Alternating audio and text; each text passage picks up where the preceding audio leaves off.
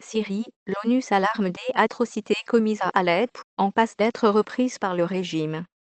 La reconquête totale de la ville offrira au régime le contrôle des 5 principales villes de Syrie avec celles de Homs, Hama, Dama et Latakia.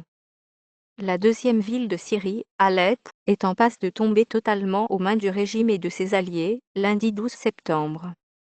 Après 4 semaines d'une offensive dévastatrice contre les rebelles, ces derniers vont essuyer leur pire revers depuis le début de la guerre en mars 2011. Dans un communiqué, le secrétaire général de l'ONU, Ban Ki-moon, s'alarme d'informations faisant état d'atrocités à Alep contre un grand nombre de civils, dont des femmes et des enfants. De leur ancien bastion d'Alep qu'ils contrôlaient depuis 2012, il ne reste plus aux insurgés que 2 principaux quartiers, Soukhari et Al-Mashhad, en plus d'une poignée de petits secteurs, d'après l'Observatoire syrien des droits de l'homme, OSDH. Il y a un effondrement total des rebelles. La bataille d'Alep touche à sa fin, affirme Rami Abdelrahman, directeur de l'OSDH, en parlant du principal front du conflit qui a fait plus de 300 000 morts et déplacé au moins la moitié de la population. Phase finale. Selon un responsable militaire à Alep, l'offensive aérienne et terrestre lancée le 15 novembre par les forces loyales au régime de Bachar al-Assad entre dans sa phase finale. Nous vivons les derniers moments avant la victoire.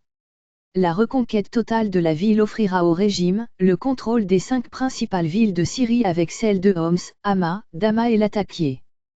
Les activistes anti-Bachar al-Assad publient des messages d'adieu sur Twitter. Les gens meurent depuis hier soir.